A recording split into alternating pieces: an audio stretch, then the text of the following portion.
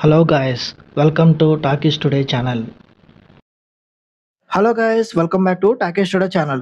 నెట్‌ఫ్లిక్స్‌లో ఒక క్రేజీ కాన్సెప్ట్‌తో రీసెంట్‌గా ఒక సినిమా తెలుగు డబ్బింగ్‌తో స్ట్రీమ్ అవుతుంది. సో, అదే 'లేడీస్ ఫస్ట్'. 2018లో వచ్చిన ఒక French movie 'I am not an easy మ్యాన్‌కి' ఇది అఫీషియల్ రీమేక్‌గా తెరకెక్కించారు.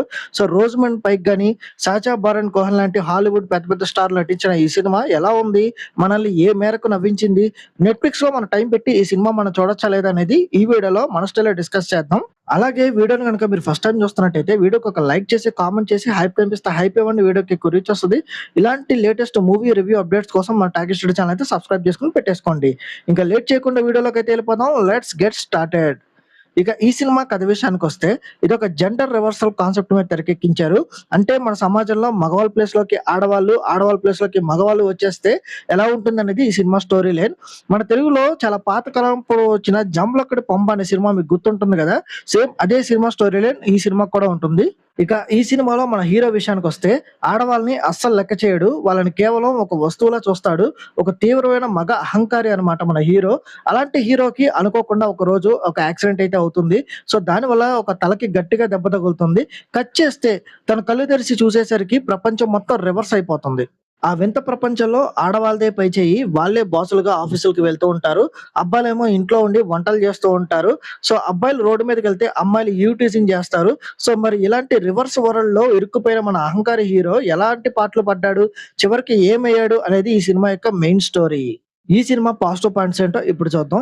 ఈ సినిమాకి మెయిన్ పాజిటివ్ పాయింట్ వచ్చేసి కాన్సెప్ట్.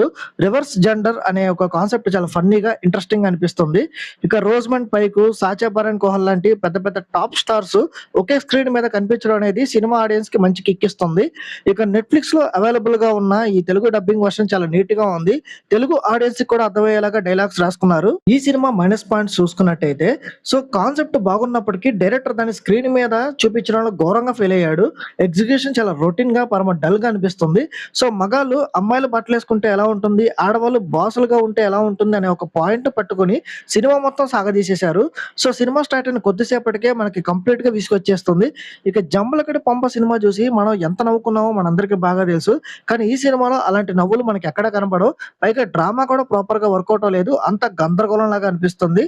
ఇక అంత పెద్ద స్టార్స్ అయిన 'రోసమండ్ పైక్', 'సాచా బారన్ కోహెన్' లాంటి వాళ్ళు పెట్టుకొని వాళ్ళ టాలెంట్‌ని డైరెక్టర్ సరిగ్గా యూజ్ చేసుకోలేకపోయారు. స్క్రీన్ మీద చూస్తుంటే ఏదో పాతకాలపు సినిమా చూస్తున్నాం అన్న ఫీలింగ్ అయితే ఖచ్చితంగా కలుగుతుంది. ఇక నటీనటుల పెర్ఫార్మన్సెస్ విషయానికొస్తే నటన పరంగా నటీనటులు తప్పేమీ లేదు. 'సాచా బారన్ కోహెన్' తన కామెడీ టైమింగ్‌తో అక్కడక్కడ ఆకట్టుకోవడానికి, నవ్వించడానికి ట్రై చేశాడు. సో, స్క్రిప్ట్‌లో బలం లేకపోవడం వల్ల అతను ఏమీ చేయలేకపోయాడు.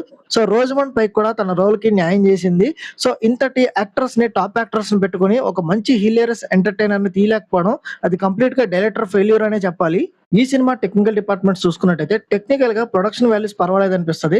సో, విజువల్స్ అన్నీ రిచ్‌గానే ఉన్నాయి. కానీ స్క్రీన్ ప్లేలో మాత్రం ఎలాంటి కొత్తదనం కనిపించదు.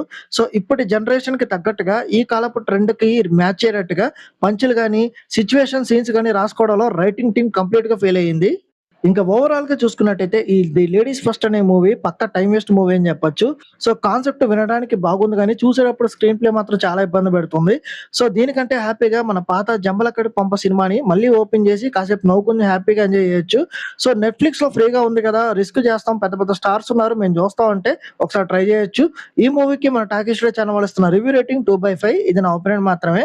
ఈ సినిమాని మీరు ఆల్రెడీ చూసినట్టయితే ఈ సినిమా మీకెలా అనిపించింది అనేది కింద కామెంట్ సెక్షన్‌లో మెన్షన్ చేయండి.